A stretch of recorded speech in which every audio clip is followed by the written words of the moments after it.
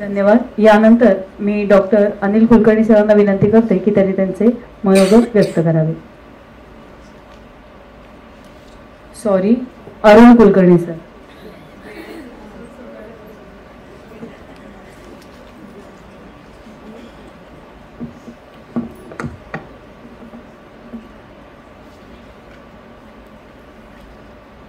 Deccan education society व विद्या भारती यांच्या समन्वयाने आयोजित पायाभूत स्तर प्रशिक्षण वर्गामध्ये व्यासपीठावरील डेक्कन एज्युकेशन सोसायटीचे कार्यवाह डॉक्टर आनंदजी, ज्यांना शिशु शिक्षण तज्ञ असं म्हणतात, पण आपला 10 दिवसाचा अनुभव प्रशिक्षण महासम्राट असं मी म्हणलं बाईंना तर वावगं होणार। डेक्कन एज्युकेशन सोसायटीचे संचालक अमितजी काळे सर, विद्या भारतीचे पदाधिकारी आणि या पंचकोशीय ज्ञान पंढरीमध्ये उपस्थित सर्व वारकरी बंधू भगिनींनो, आता वारकरी आलं म्हणजे ते जरा थोडंसं संतांचं आलंच। मी एक संत आपल्या ज्या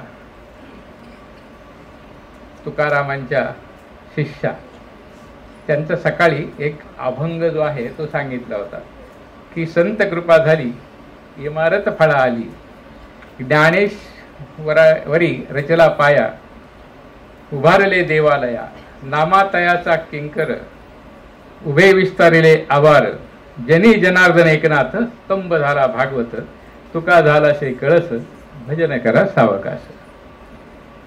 आता या पंचकोशीय ज्ञान पंढरीमध्ये जर हा अभंग म्हणायचा असेल तर कसा म्हणता येईल? भाई कृपा झाली इमारत फळा आली,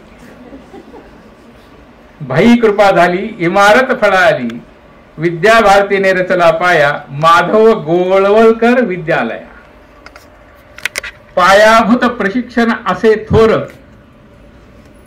अमित असे सूत्रधार, अपर्णाताईंचे सौजन्य, मनी भासे समाधान, डेक्कनचे शिक्षक आदर्श, खरा हात परामर्श, कळस चढविला वर्गाने, निवासी प्रशिक्षण घ्या येऊ राजी खुशीने। तर वेळ झालेली आहे आणि इथंच थांबलं तरी चालेल असं सर्वांचं मत आहे। आपण जो 10 दिवसाचा हा प्रशिक्षण वर्ग केला आणि एक प्रत्येकाच्या चेहऱ्यावर जो आनंदमय कोश दिसतो आहे तो आपण पुढे कसं नेऊ, क्रियान्वयन त्याचं जे आहे हे फार महत्त्वाचं आहे।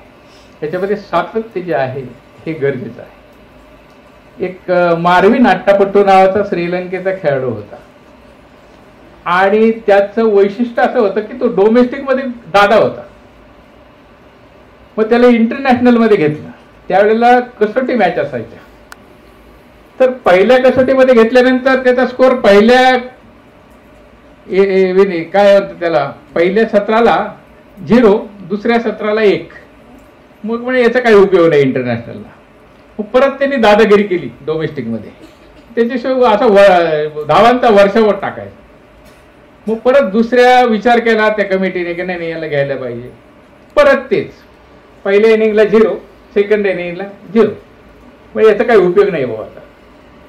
पण तिसऱ्या कसोटीच्या तिसऱ्या वेळेला की आता याला संधी तर दिली पाहिजे, हा तर इकडं म्हणजे याच्याशिवाय कुणीच नाहीये। मग तिसऱ्याला तीच परिस्थिती आहे 0 आणि 1, मग याची दादागिरी चालूच राहील। पण शेवटी असा विचार झाला की याला संधी द्यावी आणि त्याला संधी दिली आणि त्यांनी श्रीलंकेची मान जी आहे ही केवळ सातत्याच्या जीवावर क्रिकेट विश्वामध्ये उंचावली। मॉरल ऑफ द स्टोरी काय की आपण हे पायाभूत प्रशिक्षण जे आहे याच्यामध्ये सातत्य ठेवावं। काय होतं, प्रशिक्षण झालं, उद्या तुम्हाला सकाळी 8 वाजता आठवण येणार इकडे यायची, तुम्ही आपलं घाईघाई पळायचं आपल्याला असं होणार आहे। पण आपल्या मनामध्ये हा विचार जर रुजवला की आपण जे प्रशिक्षण घेतलेलं आहे त्याचं सातत्य आपण आपल्या विद्यालयामध्ये, आता वार्षिक नियोजन वगैरे जो भाग आहे की तो टप्प्याटप्प्याने हळूहळू जर आपण तो साकारला तर हे प्रशिक्षण जे आहे हे यशस्वी झालं असं आपल्याला म्हणता येईल. एक बाबा बोरकरांची कविता आहे की जीवन यांना कळले हो. तुम्हाला कळालं ना जीवन? जीवन ज्यांचे पक्व फळापरी सहजतेने गळले हो, जीवन यांना कळले हो, जीवन यांना कळले. तुम्हाला जीवन कळले. धन्यवाद. धन्यवाद सर. यानंतर मी डेक्कन एज्युकेशन सोसायटीचे कार्यवाहक माननीय डॉक्टर आनंद काटीकर सरांना विनंती करते की त्यांनी त्यांचे मनोगत व्यक्त करावे.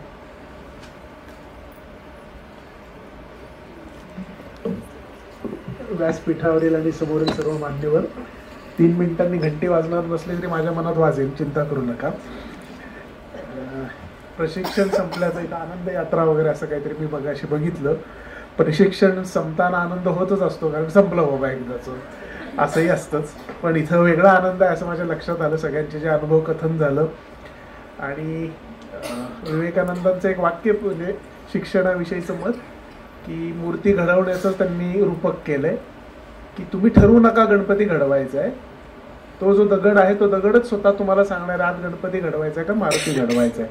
त्यामुळे जो विद्यार्थी येणार आहे तुमच्याकडं त्याला तो आंतरिक काहीतरी घेऊन आलाय शक्ती, त्या शक्तीचं प्रकटन करणं हा शिक्षणाचा हेतू आहे असं विवेकानंदांनी एका ठिकाणच्या भाषणात म्हटलंय. तर ते सूत्र घेऊन आपलं हे प्रशिक्षण झालं असणार आहे आणि या प्रशिक्षणाचा चांगला लाभ डेक्कन एज्युकेशन सोसायटी आणि इतर सगळ्या शाळांना होणार आहे याची मला खात्री आहे.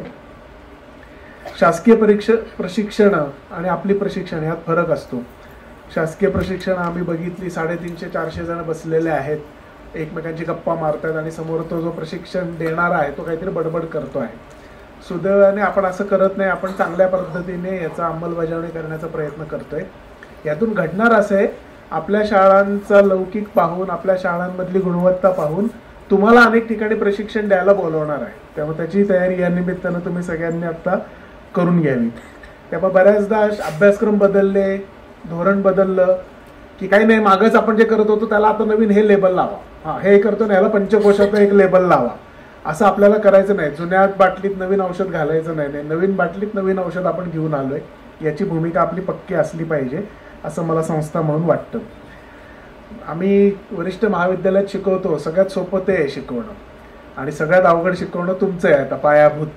कारण विद्यार्थ्याला शिक्षणातली गोडी निर्माण करण्याचं काम इथं होणार आहे आणि ते सगळ्यात महत्वाचं. त्याच्या आधारे पुढचं सगळं तो जे काही उच्च शिक्षणाकडे येणार आहे विद्यार्थी तो सगळा त्याची जी घडवणुकीचा काळ आहे तो प्राथमिक पातळीपर्यंत तो घडणार आहे. त्यामुळे हे खूप महत्वाचं प्रशिक्षण आपण घेतलेलं आहे. मगाशी उल्लेख झाला या प्रशिक्षणाच्या जे पुढं होणार आहे याचा जो पाठपुरावा झाला पाहिजे, आपल्याला काय नेमक्या अडचणी येत आहेत आणि आपण त्याच्यावर कशी मात करणार आहोत याच्यावरही तुम्ही सगळ्यांनी नक्की विचार करावा असं मला वाटतं. त्यामुळे वयवर्ष 8 पर्यंतच्या वयोगटामध्ये खूप बदलल्या गोष्टी. म्हणजे पूर्वीच्या म्हणजे मला आठवते कसबा पेठेत राहिलो पुण्यात, हात माती दगडात अनेकदा लागायचं अंगाला. म्हणजे आमच्या वर्गात तर एक शिक्षक आम्हाला उभे करायचे 4-5 जणांना, असं हात धरायचे, कुठे लागलं नाही ना बाबा तुला आज, हा. कारण शाखेत जायचो, खेळायचो, तिथं लागायचं. आज पालकांना आपल्या मुलाला लागलं की बापरे संपलं, त्याचं अवसरच गळतं. अशा मनस्थितीत आहे. म्हणजे तेव्हा पालकांना पण काही वाटायचं नाही, लाव काहीतरी औषध लाव, तेल लाव, पाणी लाव, काही वाटेल ते सांगायचे. कोणी चुना लावायचं, ठाणा मुलं बोंबलायची, पण वाटेल ते चालायचं आणि मुलं बरी व्हायची, काही त्रास झाले नाहीत असं माझ्या लक्षात येतं. पण आज परिस्थिती खूप बदलली आहे. या परिस्थितीत म्हणजे मध्यंतरी आम्ही डेक्कन एज्युकेशन सोसायटी म्हणून ठराव केला, प्राथमिक शाळेपर्यंत कॉम्प्युटर काही शिकवायचं नाही, बंद करा, हे मुलांना खेळायला लावा. पालकांचं प्रबोधन करावं लागेल आपल्याला त्यासाठी, पण मुलं खेळली पाहिजे. ते वय घडण्याचं आहे, त्याचं शरीरच तो अन्नमय कोश जो त्याचा आहे तोच जर तयार झाला नाही तर पुढचे सगळे कोश त्याला मिळणार नाहीये. त्या दृष्टीने तुम्हाला सगळ्यांना त्याचं महत्व पटलं, हे आता पालकांना पटवून देण्याचं मोठं काम तुम्हाला करायचंय. 1ली 2री पर्यंत मुलाला लिहायला शिकवणार नाही हे ऐकलं पालकांनी की झालं, मग आमच्या शाळेतनं काढून घेतो मुलं म्हणून पालक येऊन दम देतील, दम ऐकायचा, परत त्याला ऐकवायचं तासभर. हैदराबादमध्ये एकदा माझ्या मित्रांनी सांगितलं, त्या पोलिसांनी अशी मोहीम केली, सिग्नल तोडला की त्याला घेऊन जायचे आणि एका टॉकीजला नेऊन बसवायचे कंपल्सरी 3 तास. बघ तो पिक्चर, कंपल्सरी 3 तास. आता ह्याचा फायदा काय असतो, तो 3 तास बसायचं या भूमिकेतनं ते नियम पाळायला सुरुवात केली. तर असं त्या पालकांना 2 तास ऐकवायला बसवायचं, प्रशिक्षण घे की तो गपचूप जाऊ दे, शाळा काय करते ते मला मान्य. तर मुद्दा असा की जेव्हा नवीन गोष्टी येतील तेव्हा या गोष्टी लादाव्या लागतील, समजून सांगावं लागेल. नाही समजून सांगाल तर त्याला खूप गोष्टी सांगाव्या लागतील की नाही, या पद्धतीने आपण पूर्वी विचार करत होतो, आता तसा नाही. आणि सुदैवाने अनेक पालक अशा पिढीत शिकलेले आहेत की त्यांना फार, म्हणजे पुलंनी फार छान लिहिलंय, त्यांच्या पिढीत तर खूपच छान होतं. मुलाला शाळेत नेऊन बसवायचं आणि नंतर घेऊन जायचं, बाकी काही संबंध नव्हता पालकांचा शाळेचा. आता ते पालक ते इतके सजग पालकत्व वगैरे जे लेक्चर ऐकून येतात, मग माझा मुलगा काय शिकला, मग एका मार्कासाठी भांडणारे पालक, खूप वेगवेगळे नमुने आपल्याला पाहायला मिळतात. ह्या सगळ्यांना तुम्हाला सामोरे जायचंय. मला वाटतं भाई पुढच्या प्रशिक्षणात हे पालकांना कसं सामोरं जायचं असं पण शिकवलं पाहिजे त्यांना. पण मला असं वाटतं की कधी कधी काही पालकांचे खास करून त्या पालकांना सुद्धा खेळायला लावलं पाहिजे, त्या पालकांना सुद्धा गाणी म्हणायला लावलं पाहिजे, त्यांना सुद्धा गोष्टी सांगायला लावलं पाहिजे.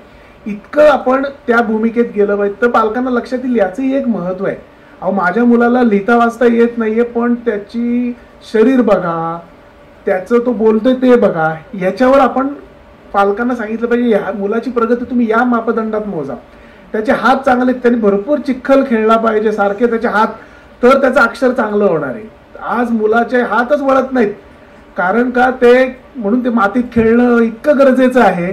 म्हणजे त्यासाठी शाळांमध्ये खास माती आणून ठेवली पाहिजे, चिकण माती, ते कुस्ती खेळली पाहिजे, वाटेल ते केलं पाहिजे शारीरिक दृष्ट्या, तरच मुलं घडणार आहे. हे पालकांना पटवून देणं तुमच्याकडचं मोठं आव्हान आहे, ते आम्हाला माहिती आहे. आम्ही त्यासाठी मदत करू नक्की. मी ऐकत होतो, म्हणजे खूप गोष्टी बोलण्यासारख्यात. भाषा विकासामध्ये मला आठवते की, आठवतं सोडून देऊया, की नवीन जी आता हे आहे की मुलाला अक्षर ओळख करून देऊ नका. लहान मूल जे आहे या पायाभूत स्तरावरचं, त्याला अक्षराची ओळख करून देण्याची गरज नाही. तो शब्द ओळखतो, त्याला आई माहिती आहे, त्यामुळे त्याला आई नावाच्या शब्दाची ओळख करून द्या. शब्द म्हणजे स्थूलाकडून सूक्ष्माकडे घेऊन जायचंय त्याला. आणि खरं तर हे सगळ्या शिक्षणातलं सूत्र आहे. किंवा गणन विकास ऐकत असताना मला ते पुलंचंच उदाहरण आहे की भाजीत 1 ग्रॅम मीठ घाल असं सांगितल्यावर कोणीच भाजी शिकलेलं नाही, तुमच्यापैकी सगळे साक्षीदार आहे. एवढं मीठ घालायचं असं सांगितलेलं आईंनी, आणि त्याच पद्धतीने सगळे पदार्थ तयार झालेले आहेत.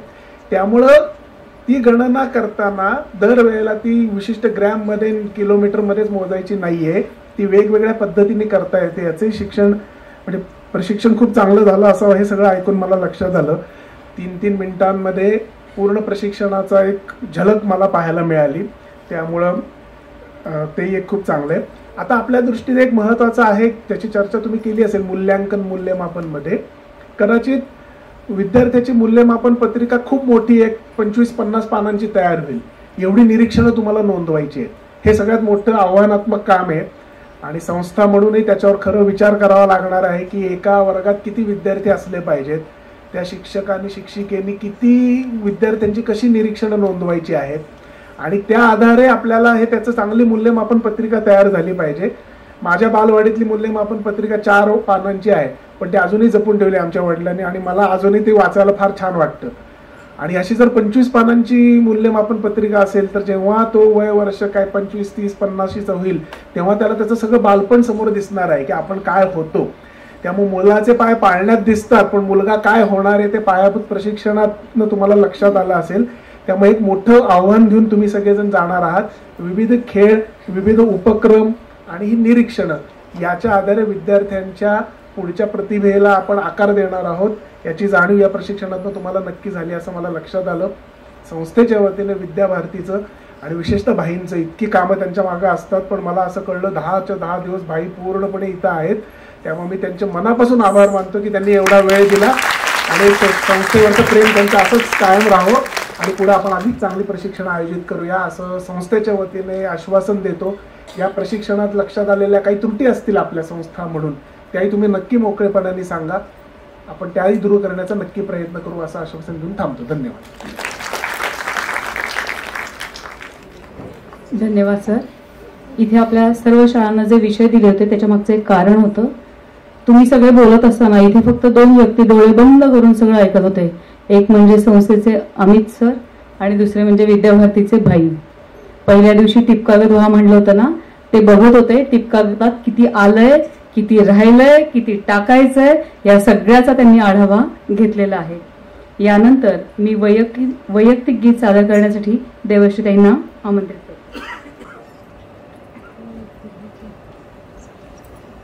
देवीकर सर आपल्याशी थोडा संवाद साधणार आहेत. मूळचा कार्यक्रम पत्रिकेत नसलेला भाग असा आहे. आपल्याला सगळ्यांना जायची घाई पण आहे. 2 मिनिटं घेऊया. विद्याभारतीने असा वेगळा पहिला प्रयोग डेक्कन बरोबर केलेला आहे. निवासी स्वरूपाचं न घेतलेला हा एक वर्ग आहे. त्याचे चांगले वाईट परिणाम डेक्कन आणि विद्याभारती दोघेजण मिळून करतील. अमित सर यावर्षी कुंभमेळ्याला गेले होते, त्यांच्यामुळे त्याच्या मागे एक चक्र दिसते सारखं गोल फिरताना. तो जो आग्रह आम्हाला रोज त्याचा फोन दिवसातून 3-4 वेळा काय करायचंय, कसं करूयात, तर अमित सरांमुळे हा आपला वर्ग चांगला झालाय. राजेश भांडारकर आहेत इथे, एक उद्योगपती आहेत IT मधले, पण मांडी खाली घालून सगळ्या नोट्स लिहून घेत आहेत, ती पण चांगली गोष्ट आहे. चंद्रकांतजी कुलकर्णी आहेत, दीपकजी काळे आहेत, गोसावीताई आहेत आमच्या नाशिकवरून. जास्त संख्येने असलेल्या लाडक्या बहिणी आणि अल्पमतातले सगळे शिक्षक असे सगळेजण आपण इथे उपस्थित आहात. एक आता बाईंबद्दल प्रत्येकाच्याच बोलण्यात काही ना काही येत होतं. 2003 साली बाईंकडे विद्याभारतीची आपल्या प्रांताची जबाबदारी आली, संघाने दिली, आणि 3 पासून बाई मागच्या 18 पर्यंत जवळजवळ 15 वर्ष अविरत सगळे आपल्या प्रांतावर फिरतायत, वेगवेगळ्या लोकांना भेटतायत विद्याभारतीसाठी. महाराष्ट्रात जसं पुण्यातलीच एक प्रतिष्ठित संस्था मला म्हटली की विद्याभारती 1952ची, आम्ही तर 125 वर्षाचे आहोत, असा अभिनिवेश असलेल्या पुण्यामध्ये सुद्धा माणसं मिळत नव्हती काम करायला. तर सगळ्या महाराष्ट्रात बाईंनी फिरले, अथक परिश्रम केलाय, आपल्यासारखी माणसं उभी केली आहेत.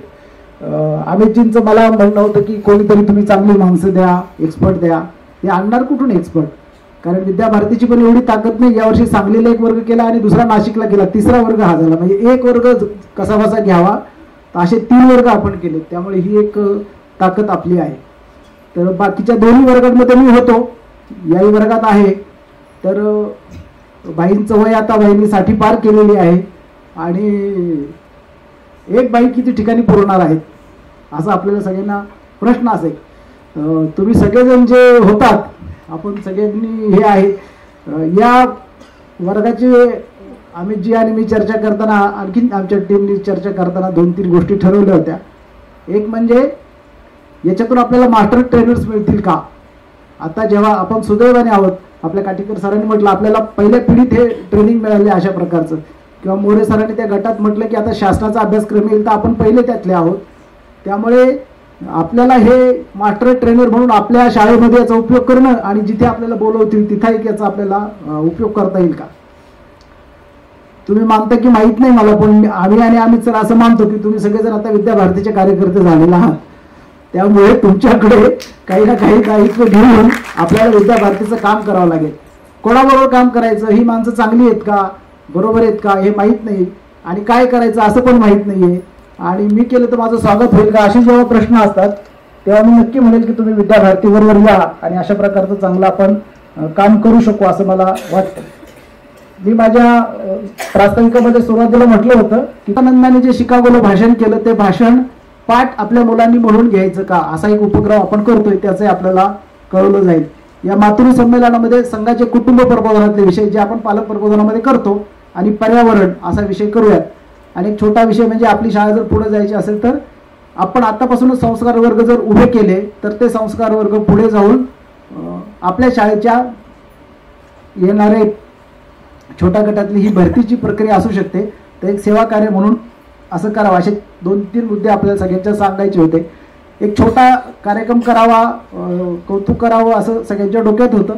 बाईंना आपल्याशी संपर्क करावा. हे वर्ग सुरू असताना मी मोतीबागेत जेव्हा बाईंना भेटायला गेलो होते त्यावेळेस ते बाहेर पडत होते.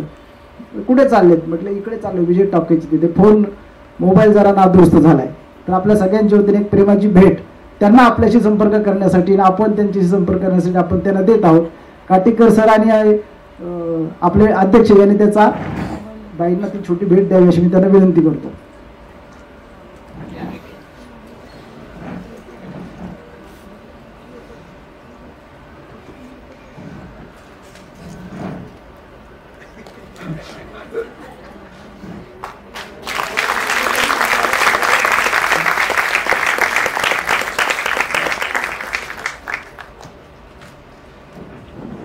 बाईंची आम्ही परवानगी घेतलेली नाही आहे तुमच्या माहितीसाठी, त्यामुळे एक आणखीन एक छोटा विषय म्हणजे या व्यवस्थेसाठी एकमेकांचे आभार मानणं असं नाही व्हायला पाहिजे. दोन्ही संस्था एकत्र आलेत, आपण चांगलं काम करूयात, पण आपण एकमेकांच्या ऋणात राहूयात. लागू सर आहेत, अपर्णाताई साने खूप कमी बोलतात पण बरोबर परफेक्ट करून घेतात. एक शिट्टीवाली बाई आहे ती एक आहे, एक दुसरी पेरवाली बाई आहे ती पण आहे. तिथे ऋग्वेद बसलाय फोनवर काहीतरी करतोय, सूर्याक्षी तिथे मागे उभी आहेत. तर या सगळ्या मंडळींमुळे आणि भोजन आपल्याला देणारे गोडबोले केटरिंगवाले या सगळ्यांमुळे आपला वर्ग चांगला यशस्वी झालेला आहे. आपल्या सगळ्यांचे संबंधितांचे सगळ्यांचे विद्याभारतीच्या वतीने खूप खूप आभार, धन्यवाद.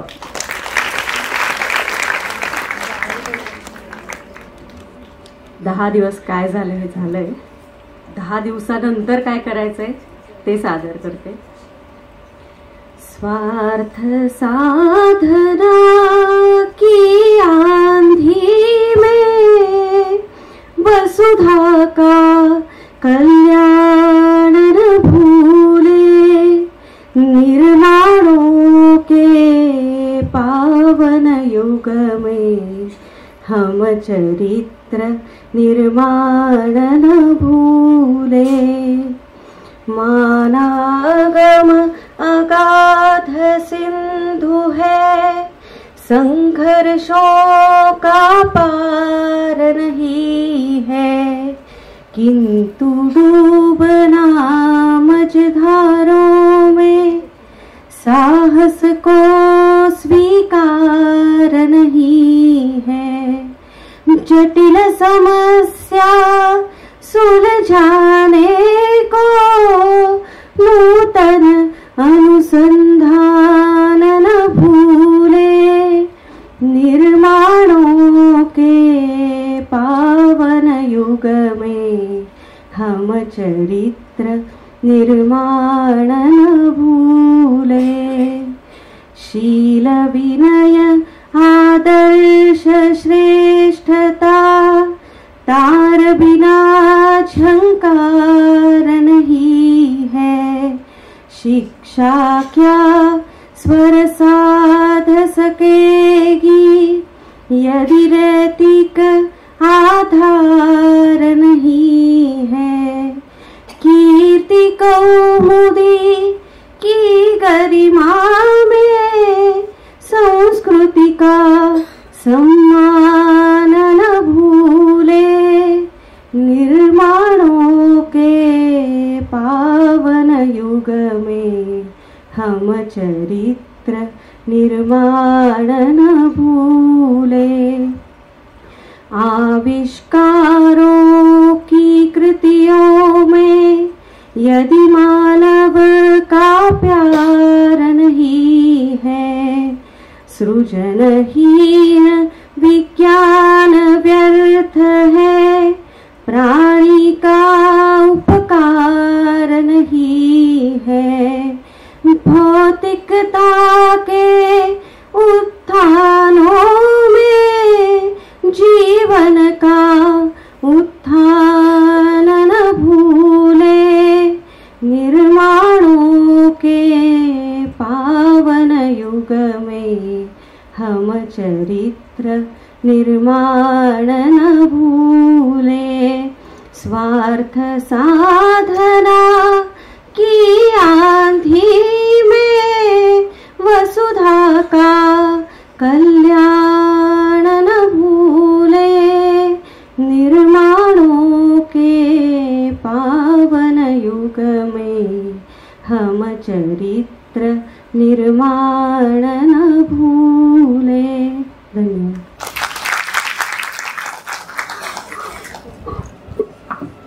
मला 20 मिनिटं दिलेली पण मी 5 मिनिटं घेणार आहे. ओके. आणि ते पण मी भाईंना विचारलं की मी नाही स्किप केलं तर चालेल का, त्यांनी अलाउ नाही केलं म्हणून घेणार आहे. माझा सगळ्यांनी बोलून झाले आपण सगळेच जण खूप एका अर्थाने देवाने आपल्याला निवडलंय. ओके, मी मागे पण सांगितलेलं, असं कुठलंच क्षेत्र राहिलेलं नाहीये की जिथे बदल होत नाहीये. खूप प्रचंड मोठा बदल होतोय. मी काल एका डॉक्टर योगेश कुलकर्णी विज्ञान आश्रमाचे आलेले, आपल्या इथे दुसरं ट्रेनिंग चाललंय. त्यांनी सांगितलं की पूर्वी 100 वर्षात दुप्पट ज्ञान निर्मिती व्हायची 14व्या शतकात. 1945 पर्यंत तिचा वेग 25 वर्षावर आला.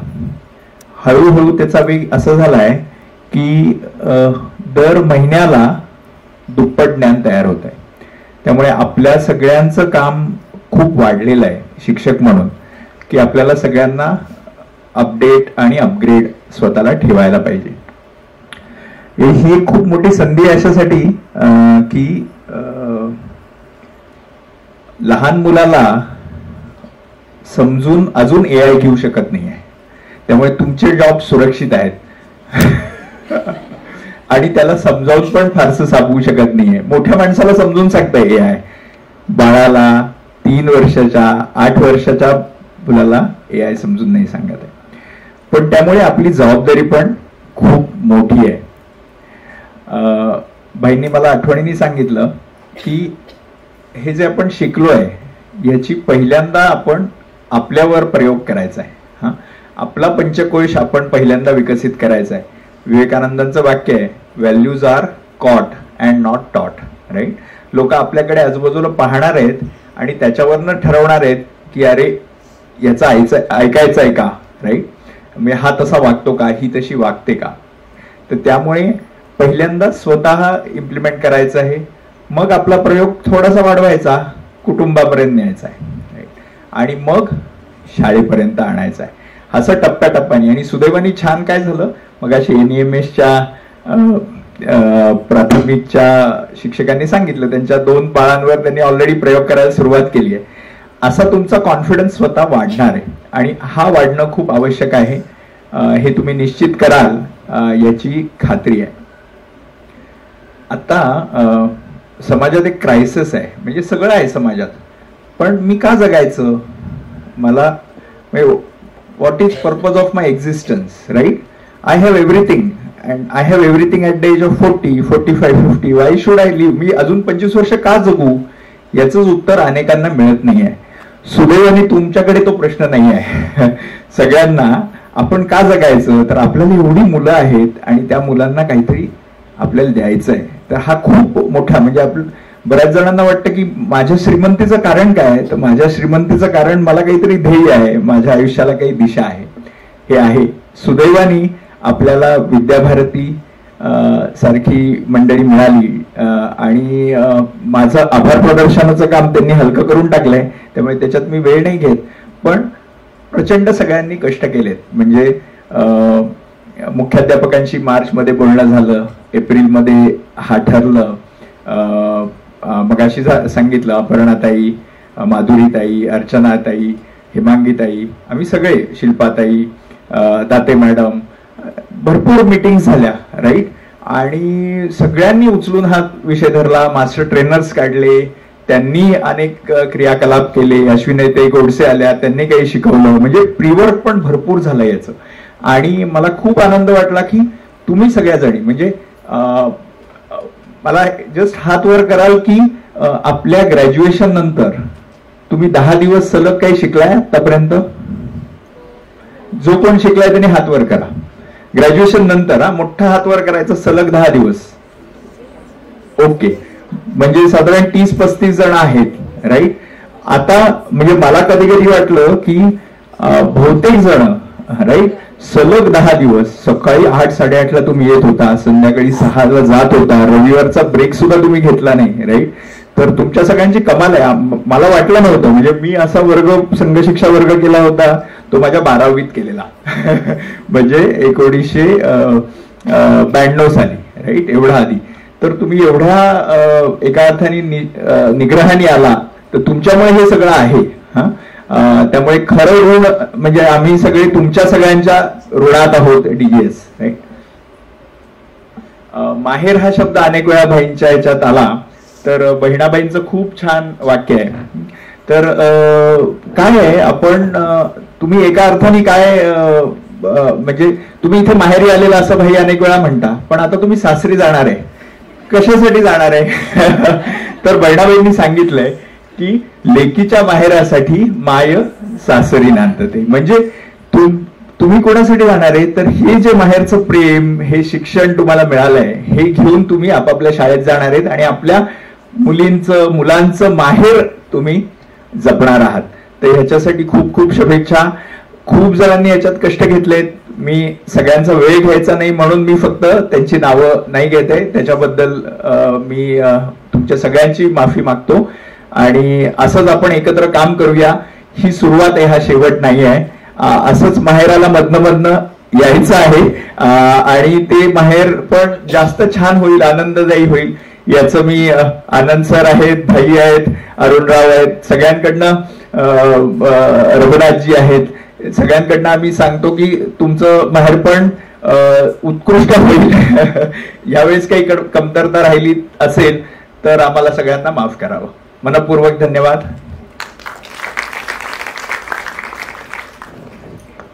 धन्यवाद सर. सर म्हणाले त्याप्रमाणे कोणत्याही गोष्टीचा समारोप किंवा समाप्ती होत नसते, तर त्याच्यानंतर उत्क्रांतीला सुरुवात होत असते. एक सूचना आहे, आपण ह्या कार्यक्रमाचा समारोप शांती मंत्राने करणार आहोत. शांती मंत्र झाल्यानंतर कोणीही ते काही न बोलता कॉफी पानाचा आस्वाद घेणार आहेत आणि मगच जाणार आहेत.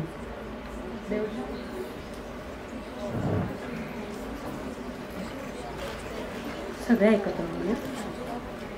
सर्वे भवन्तु सुखिनः, सर्वे भवन्तु सुखिनः, सर्वे सन्तु निरामया, सर्वे भद्राणि पश्यन्तु, मा कश्चित् दुःखभाग् भवेत्. ॐ शान्ति शान्ति.